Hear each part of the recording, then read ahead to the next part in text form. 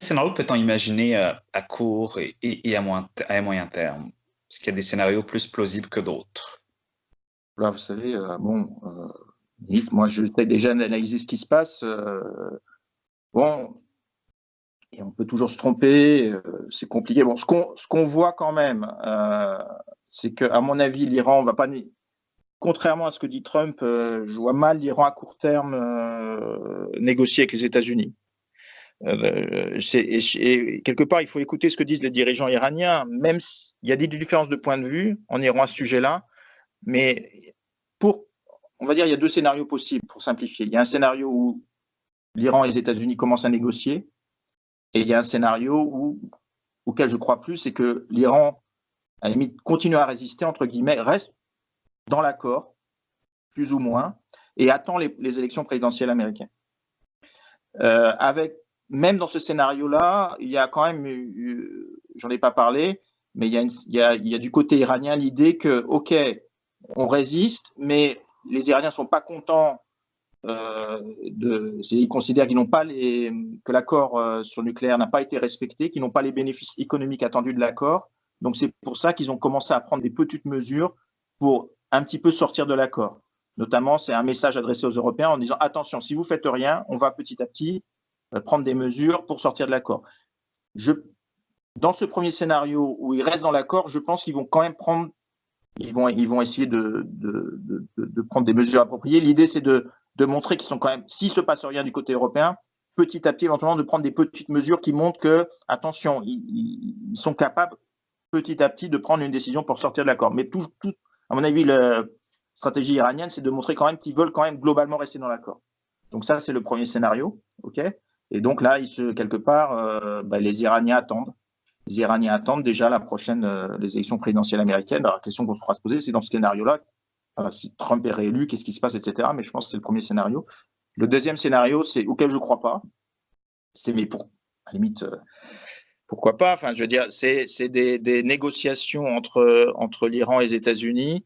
Là, il y a plusieurs éventualités. À la limite, il y a plusieurs sous-scénarios.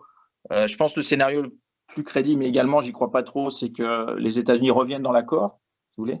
Et dans ce cas-là, effectivement, c'est officiellement en position iranienne. Hein. Si les Américains reviennent dans l'accord, dans ce cas-là, on peut discuter. Donc, effectivement, dans ce cas-là, on pourra avoir des négociations bilatérales, pas sur ces 12 points, mais sur d'autres points, en tout cas sur un certain nombre de points entre l'Iran et les États-Unis, ou bien, alors ça, vous voyez, quelque part, les États-Unis ne reviennent pas dans l'accord, mais comme par hasard, on se rend compte que les exportations pétrolières, ils commencent finalement à donner des exemptions à un certain nombre de pays qui puissent continuer ou même augmenter les achats de pétrole à l'Iran. Ce serait un signe adressé à l'Iran que, OK, petit à petit, on commence à limiter les sanctions.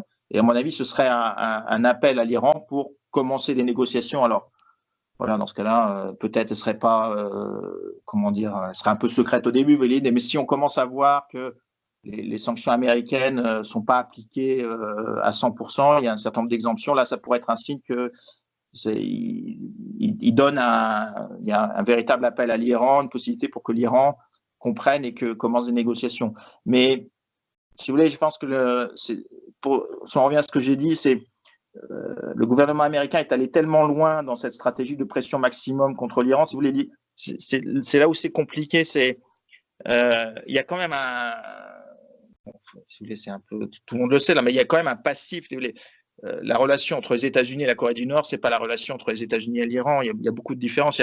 Comme je vous l'ai dit, en Iran, c'est pas une seule personne qui décide. Il y a des rapports de force entre les politiques intérieures. Il y a notamment le camp des durs en Iran, pour qui l'anti-américanisme, à la limite, c'est leur, entre guillemets, leur nourriture idéologique depuis la Révolution. Du côté des durs en Iran, ils n'ont aucune confiance dans les États-Unis. Et ils sont du principe qu'ils font un rapport de force avec les États-Unis. Donc, ils n'ont aucune confiance. Donc, aller leur faire accepter maintenant qu'on peut négocier avec les États-Unis, à mon avis, c'est impossible. Franchement, c'est impossible. À moins que même il faudrait vraiment à la limite, les États-Unis disent quasiment officiellement que, OK, l'embargo n'existe plus, on revient, à la limite, on arrête toutes les sanctions, éventuellement qu'ils reviennent dans l'accord. Et même là, ce sera compliqué de les faire négocier. Donc, c'est pour ça que Comme quoi qu'on en dise, les décisions finales en Iran, c'est que c'est lié quand même à des concertations entre les durs et les modérés. Il y a une sorte de synthèse qui est faite là-dedans. Donc c'est pour ça que moi je dirais que je vois plus le premier scénario avec l'Iran qui refuse de négocier et qui attend, en dépit de la crise économique, qui attend les prochaines élections présidentielles américaines.